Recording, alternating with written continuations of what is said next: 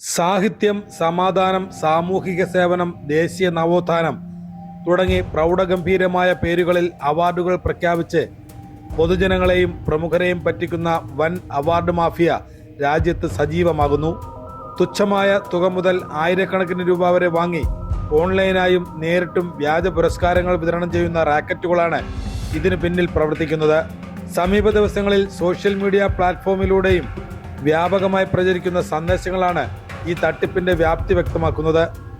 299 രൂപ നൽകിയാൽ സർട്ടിഫിക്കറ്റും 999 രൂപ നൽകിയാൽ പ്ലാറ്റിനം ഗോൾഡ് പ്ലാനുകൾ വഴി മെഡലും ട്രോഫിയും സർട്ടിഫിക്കറ്റും നൽകുമെന്നാണ് ഓഫറുകൾ.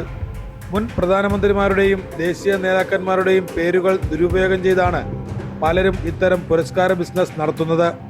സൗജന്യ നാമനിർദ്ദേശം എന്ന വ്യാജേനയാണ് തട്ടിപ്പിന് തുടക്കം. ആദ്യഘട്ടത്തിൽ നാമനിർദ്ദേശങ്ങൾ ക്ഷണിക്കുന്നു എന്ന് പറഞ്ഞ് സോഷ്യൽ മീഡിയ വഴിയും ഗൂഗിൾ ഫോമുകൾ വഴിയും ആളുകളുടെ വിവരങ്ങൾ ശേഖരിക്കും. രജിസ്ട്രേഷൻ അപേക്ഷ സമർപ്പിക്കുന്നതിന് ശേഷം അവാർഡിന് അർഹനായിട്ടുണ്ടെന്ന് അറിയിപ്പ് വരുന്നു. തുടർന്ന് സർട്ടിഫിക്കറ്റ് മാത്രം തരുന്ന silver package, trophy, medal, social media coverage ഉൾപ്പെടെയുള്ള ഗോൾഡ് പാക്കേജ് എന്നിങ്ങനെ വ്യത്യസ്ത പ്ലാനുകളിൽ പണം ആവശ്യപ്പെടുന്നു. പണമടച്ചാൽ സർട്ടിഫിക്കറ്റും മെഡലും തപാലിലോ കൊറിയറിലോ വീട്ടിലെത്തിച്ചു നൽകുന്ന ഓൺലൈൻ റാക്കറ്റും സജീവമാണ്. ഉയർന്ന തുക ഈടാക്കുന്ന ചില സംഘങ്ങൾ ഡൽഹിയിലെയോ മറ്റു നഗരങ്ങളിലെയോ വൻകിട ഹോട്ടലുകളിൽ ചടങ്ങുകൾ സംഘടിപ്പിക്കാറുണ്ട്. വിരമിച്ച IAS ഉദ്യോഗസ്ഥരെയും മുൻ രാഷ്ട്രീയ നേതാക്കളെയും അതിഥികളാക്കി എത്തിച്ച് ഇവരുടെ കൈകളിൽ നിന്ന് പുരസ്കാരം വാങ്ങി നൽകി ജനങ്ങളെ വിശ്വസിപ്പിക്കുന്നു. ലക്ഷ്യം വ്യക്തിഗത പ്രശസ്തിയും പണവും സമൂഹത്തിൽ പ്രശസ്തിയും അംഗീകാരവും ആഗ്രഹിക്കുന്ന ആളുകളെയാണ് ഇത്തരം മാഫിയകൾ പ്രധാനമായും ലക്ഷ്യമിടുന്നത്. തങ്ങൾക്ക് കിട്ടിയ അവാർഡുകൾ സോഷ്യൽ മീഡിയയിൽ പങ്കുവെക്കുന്നതിലൂടെ കൂടുതൽ ആളുകൾ ഈ തട്ടിപ്പിലേക്ക് ആകർഷിക്കപ്പെടുന്നു. സർക്കാരിൻ്റെയോ മറ്റ് അംഗീകൃത സ്ഥാപനങ്ങളുടെയോ യാതൊരുവിധ അനുമതിയുമില്ലാതെയാണ് ഇത്തരം ട്രസ്റ്റുകളും NGOകളും പ്രവർത്തിക്കുന്നത്.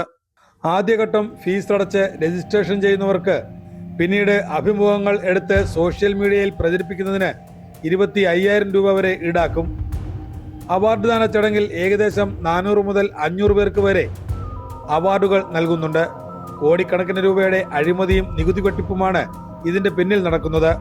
ഏതെങ്കിലും പുരസ്കാരത്തിന് അപേക്ഷിക്കുമ്പോഴോ നാമനിർദ്ദേശം ചെയ്യുമ്പോഴോ പണം ആവശ്യപ്പെടുന്നുണ്ടെങ്കിൽ ഇത് പൂർണ്ണമായും പണം തട്ടാനുള്ള സൂത്രപ്പണിയായതിനാൽ ജാഗ്രത പാലിക്കണം.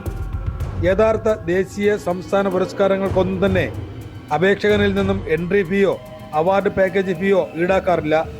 ഇത്തരം സന്ദേശങ്ങളോടും പരസ്യങ്ങളോടും പ്രതികരിക്കാതിരിക്കുവാനും പൊതുജനങ്ങൾ ജാഗ്രത പുലർത്തണമെന്ന് സൈബർ വിദഗ്ധരും നിയമപാലകരും മുന്നറിയിപ്പ് നൽകുന്നുണ്ട്.